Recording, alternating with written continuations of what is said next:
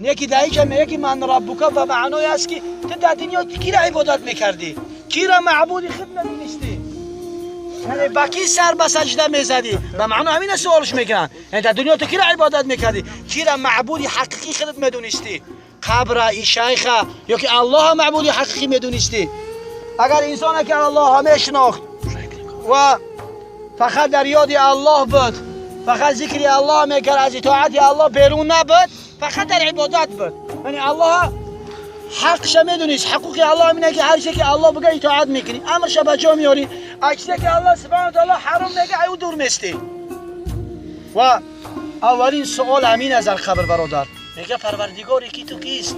اگر انسان مسلمان بود، انسانی که الله شمیش لغ میگه ربی الله، یعنی پروردگار من الله است، او ذاتی که من پیدا کرده است، او ذاتی که برای من حیات داده است، فرزند است، رزق داده است، منو الله. یعنی تلفظ کردن الله به زبان آسان میشود.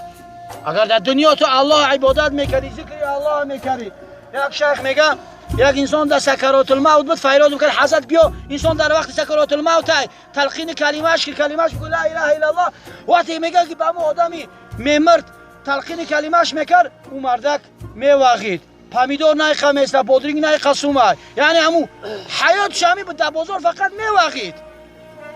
بعد در وقت مردنش هم همو لفظا را تلفظ میکرد. امروز اما در دنیا الله بگیم و در یاد الله باشیم، در مرگم همو چیز ما تلفظ میکنیم. الله اکبر. و اولی سوال میکنن از الله مون میکنن، ما را ملائک سوال نمیکنه چند قسم جمع کردی، چند خونه ساز کردی، چند بیزنس داشتی، چی کارا میکردی، چند زور بودی، چند پهلوان بودی. میگه تو کی را عبادت میکردی؟ تو کی را میشناختی؟ معبودی تو کی بود؟ و دیوم سوال میگه که من دینک، یعنی دینی تو چیست؟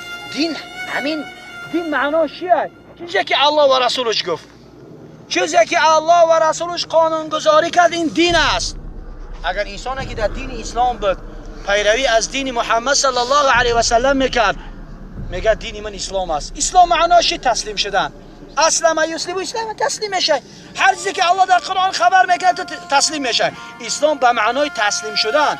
وقتی که در جنگ یک گروه بقفن افتمد یک زنک شمینه، وقتی که دست برداشت یعنی تو تسلیم شده است، تو نمیپرونن. همین اسلام هم تسلیم شدن به اوامر الله، به احکام الله تسلیم میشه.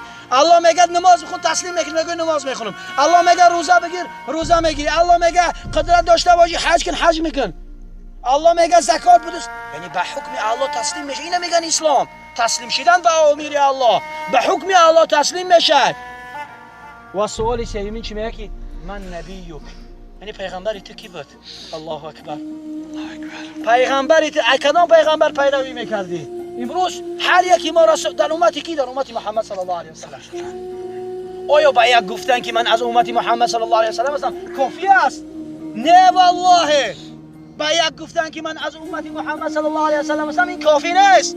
سنت های پیغمبر را زنده میکنی، طبق پیغمبر صلی الله علیه و سلم زن میگیری، طبق گفته های پیغمبر نماز میخونی، طبق گفته های پیغمبر معامله اجتماع همه امور.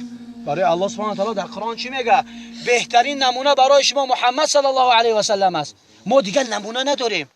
نمونه ابرزه دیگه پدرشن محمد صلی الله علیه و سلم. دیگه یگان کس نمونه شدن نمیتونه. نه حافظ، نه رقاصه، نه یوفسی میزه، یگان کس نمونه شدن نمیشه. عبرت باید از محمد صلی الله علیه و سلم بگیریم. نمونه باید پیغمبر صلی الله علیه و سلم برای ما باشه. الله اکبر. و در اون حالتی که وقتی که ما سنت پیغمبر را زنده میکنیم، طبق سنت پیغمبر صلی الله علیه و سلم عمل میکنیم، یعنی تلفظ کردن با جواب با سوال ملائک آسان میگره. دیگه پیغمبر من محمد صلی الله علیه و سلم سنت چه با جا میاره.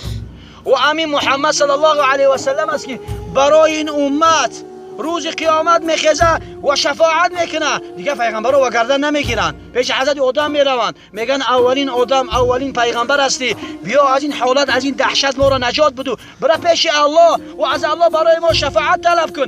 گفت نمیتونم تو شفاعت کردن و قدرتم ندارم که به سوی الله برم از شما شفاعت کنم. برای چی؟ برای الله وقتی که من در جنت داخل کرد گفت به همین درخت نزدیک نشه، به همین درخت گفت نزدیک نشه. و من گفی الله نگرفتم، به همین درخت نزدیک شدم و الله من از جنت بیرون کرد و من حیا میکنم به سوی الله برم. اگر چی الله گناهش مغفرت کن، توبهش قبول کرد، گفت من حیا میکنم. امروز هزاران گناه ما میکنیم، ما از الله حیا نمیکنیم. در محالتی با حضرت آدم گفت من حیا میکنم که به سوی الله برم و عذر خواهی کنم که گپی الله به جا آوردم.